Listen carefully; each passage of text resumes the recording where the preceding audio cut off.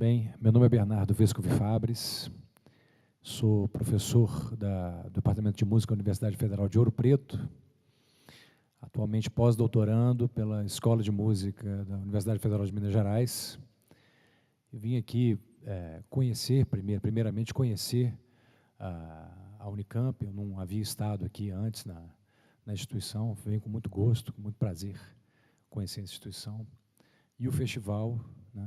Então, já parabenizando de antemão o festival.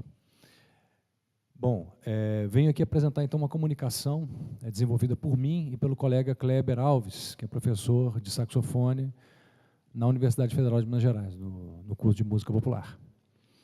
Essa comunicação veio desse desejo mútuo nosso, que em épocas distintas, eu e o Kleber, desenvolvemos ou realizamos transcrições de solos dessa música realizados por Nivaldo Ornelas e Cacau Queiroz em momentos diferentes da nossa experiência profissional.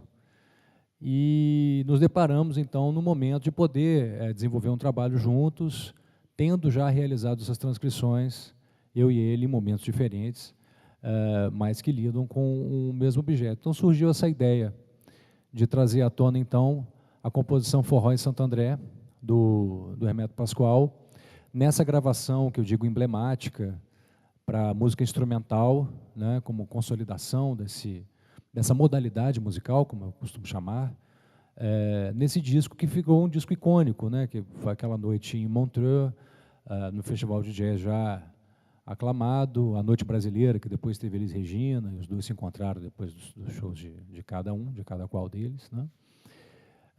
E trazendo, então, nessa comunicação, a perspectiva não só do autor, do compositor, mas dos intérpretes, desses músicos que fizeram parte do grupo do Hermeto durante aqueles anos, né? E naquela gravação especificamente, naquela noite, né?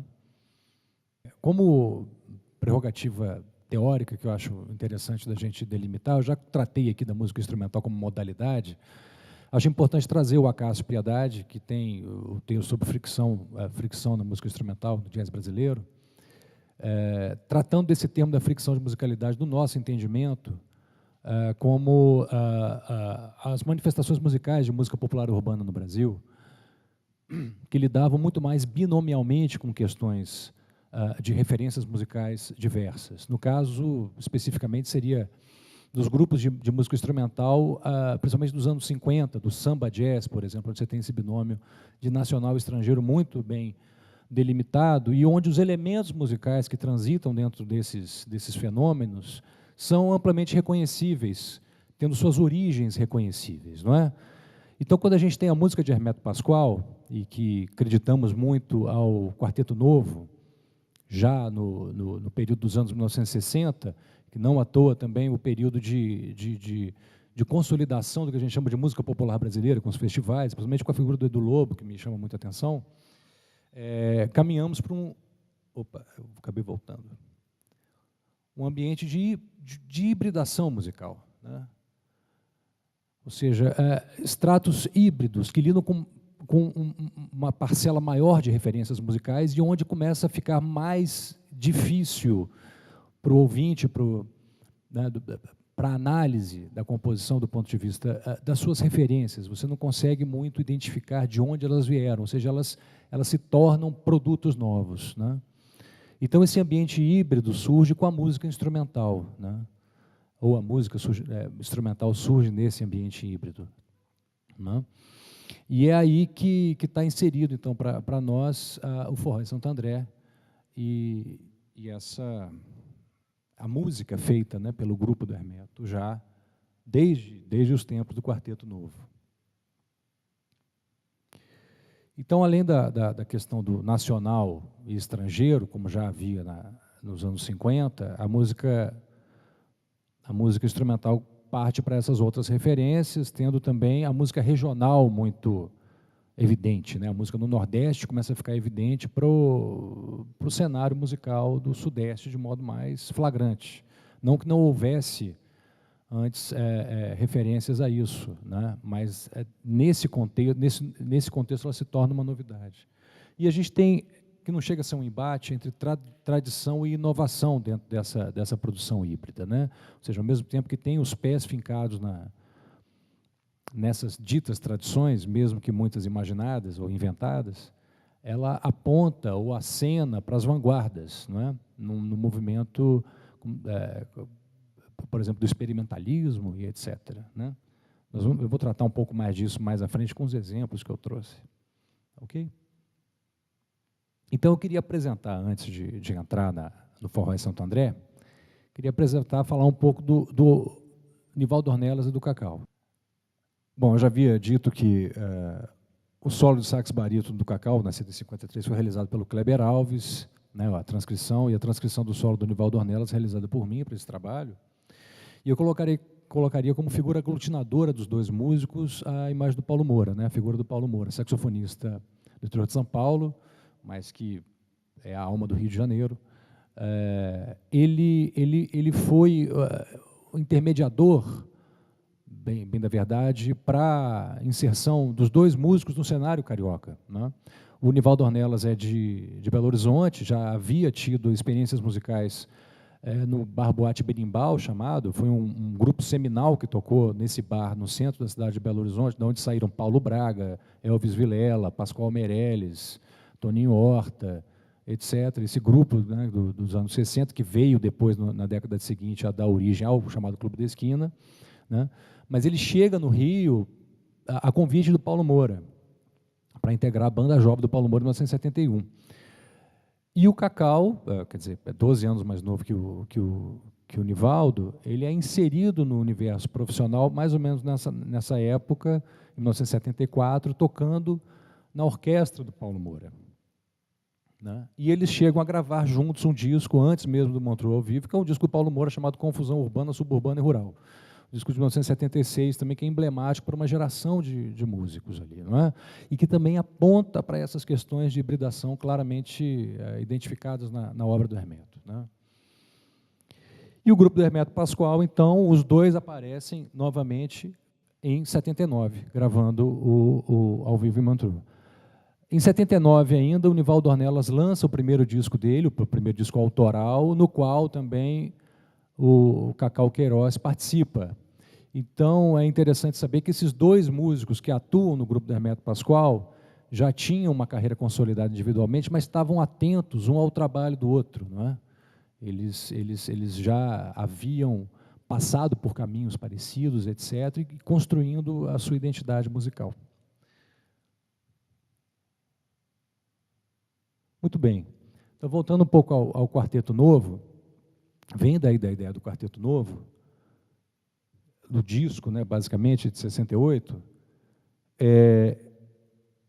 essa declaração do Heraldo do Monte, numa reportagem. Eu peguei de um artigo escrito pelo Gerolamo, né, e ele traz aqui esse ideário que o Quarteto Novo tinha de se livrar das referências do jazz e partir para uma improvisação que fosse eminentemente brasileira, né? Então tem esse curioso caso aí que eles se juntaram e eles decidiram abandonar os discos, deixar de ouvir para não ficarem influenciados pelo jazz e tratarem da música, assim como o frevo, por exemplo, tratado aqui anteriormente, ambos, Heraldo e Hermeto, passaram pelo Recife, tem uma coisa muito forte, né, dessa questão rítmica, né? Eles procuraram colocar na música deles isso, né?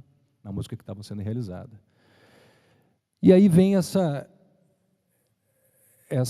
entendimento de Gerolamo também que o Rindetti fala de uma brasilidade revolucionária, que seria um casamento interessante entre o nacionalismo evocado por essa música instrumental, junto com o posicionamento político da época da ditadura militar, não é?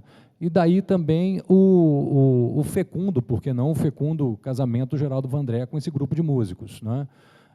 Não durou muito, foi efêmero, mas ele deixou uma marca muito forte na música brasileira com esse direcionamento, né? Então, esse direcionamento também implica dizer que havia uma construção simbólica, né, que se construiu numa maneira específica de autocompreensão do Brasil daqueles anos, como forte conotação utópica, operando como estrutura de sentimento, Então, independentemente de onde é que ela se expressasse, como ela era construída, havia esse sentimento pelo nacional, pelo produto próprio, né? Então, autocompreender o Brasil virou a marca desses músicos. Bom, aí falando mais das questões técnicas, então, em relação ao forró em Santo André, já do título da música já nos aponta isso, né? Quer dizer, é um forró, mas, afinal de contas, o que é um forró e como é que ele se comporta aqui nessa composição? O forró, bem da verdade, a partir do referencial teórico que nós usamos, entendemos que o forró se aplicava àquilo que anteriormente fora chamado de baião. Baião foi o termo cunhado, ou praticamente cunhado, mas usado como um comum, né, para várias manifestações musicais daquela região do Brasil, do Nordeste brasileiro. Isso utilizado pelo Luiz Gonzaga, a partir de 1940, que é quando o Brasil, de fato, começa a construir uma ideia de Nordeste, né? Havia, já nos anos 20, outros músicos que percorreram o Rio de Janeiro, né? Jararaca e Ratinho, João Pernambuco, dos Turunas Pernambucanos, etc., mas a questão, a palavra baião e essa associação com o trio de forró, né, que depois veio se constituir como trio de forró, ainda não havia sido feita. E depois você tem o Jackson do pandeiro. Então, nesse caminho da música nordestina, o termo baião, genérico para vários estilos, passou a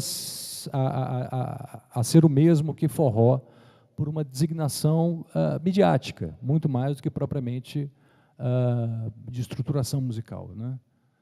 Então, dentro do baião ou dentro do forró, encontra-se o shot, o rastapé, né, os diversos estilos musicais, diria, que compartilham de estruturas rítmicas, de instrumentação e de desenhos rítmicos similares, né, e que se interpolam, se intercalam. Eu trouxe como fundamento, para a música brasileira, do modo geral, aquilo que o Sandrone chama de tresilho, né?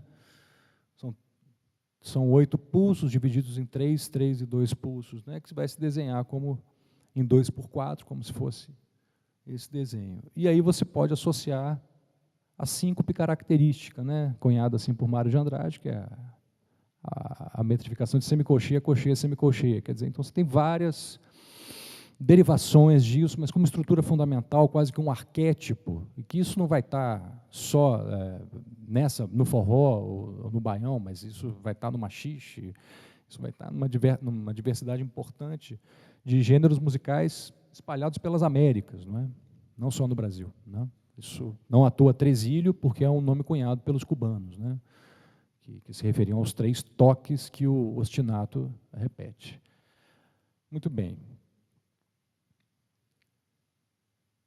Eu trouxe aqui, então, para falar de inovação e tradição. Então, por um lado, você tem essas referências à tradição da música nordestina, quase como uma redescoberta dela nesse novo contexto da música instrumental. Então, eu peguei trechinhos dos improvisos dos 2 músicos aqui citados, para mostrar como eles, ora, transitam pela tradição e, ora, transitam pela inovação, né, no sentido de um aceno junto à vanguarda, principalmente da vanguarda do jazz modal. Depois a gente vai entrar nisso um pouquinho. Então, vamos ouvir aqui o primeiro trecho, por favor. Bem curtinho. Repete, ele tem 3 segundos, não tem problema repetir.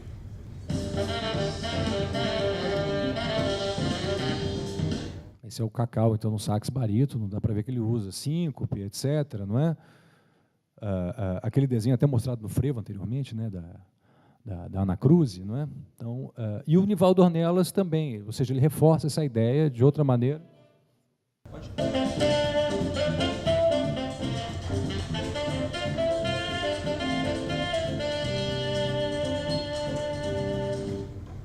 Né, como vocês podem notar, a seção de solos dessa música ela fica dentro de um universo modal, de uma estrutura modal dórica, né? Aqui eu escrevi os exemplos, desculpa que eu não falei antes, mas eles estão escritos já para as tonalidades dos instrumentos transpositores. O saxofone barítono em Mi bemol, o saxofone tenor em Si bemol, então por isso você não tem armadura de clave, mas elas já estão nas alturas dos instrumentos, né?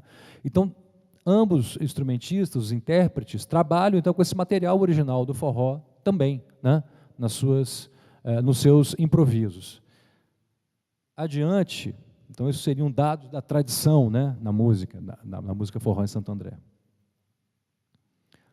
Nós caminhamos então para aquilo que se configuraria como dados de inovação à música instrumental, aquilo que o samba jazz, que a bossa jazz, que a bossa nova não estavam tão atentas exatamente durante os anos 70, caso da gravação do Hermeto. Então, o aceno para a experimentação e liberdade interpretativa dialogam de maneira íntegra com as vertentes da dita vanguarda musical, como aquelas experimentadas por músicos do jazz dos anos 50 e 60. E a Ingrid Monson, que é uma musicóloga americana, coloca algumas características trabalhadas por esses músicos dos anos 50 e 60. Basicamente, ela trata disso em um artigo falando sobre o George Russell como um teórico, e John Coltrane e Miles Davis, não é? Ou seja, há um caminho dos anos 50 para os 60 de se explorar muito mais o modalismo e as formas abertas para a improvisação, como a gente pode ver, né? Ou seja, como características, você tem menos acordes, formas mais abertas pelas quais se pode improvisar, abriram a porta para um diálogo internacional da comunidade musical como um todo. E isso vem à tona também no próprio discurso do Hermeto, que apesar dessa coisa de se advogar muito pela música nacional, o Hermeto diz que faz música universal, né? Essa música universal, então, tem um dado de acenar com as outras, no nosso entendimento, com as outras vanguardas, não é? Com outras realizações musicais, não é? E o jazz também buscou isso por outra porta, de outra maneira, né? Mas que chega a sínteses musicais comuns, não é? Então, isso permite com que os intérpretes saxofonistas possam dar vazão também para esse universo. O primeiro exemplo lá em cima é o início do solo do Cacau, onde ele usa essa técnica de false fingering, ou seja, a digitação falsa, né? Para a mesma nota no saxofone, você pode tirar duas notas com timbres diferentes. Isso não era uma coisa muito utilizada, né? Ela passa a ser mais utilizada a partir dos anos 60 e 70, e ele já coloca isso como linguagem de improvisação.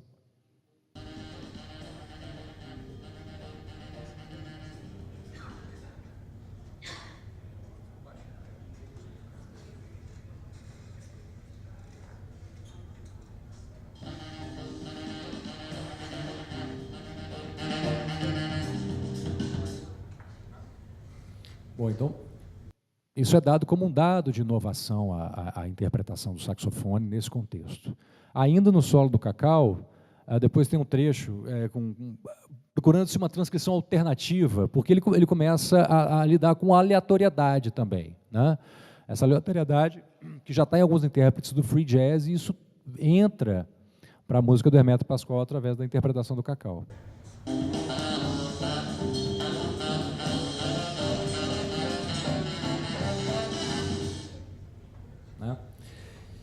E, por fim, de maneira um tanto contrastada, Nivaldo Ornelas utiliza muito mais de notas longas, das pausas, né? Até de maneira complementar ao material musical desenvolvido pelo Cacau, trabalhando, então, essas notas longas, mas também inserindo aleatoriedade, né? Superagudos, ou seja, técnicas estendidas.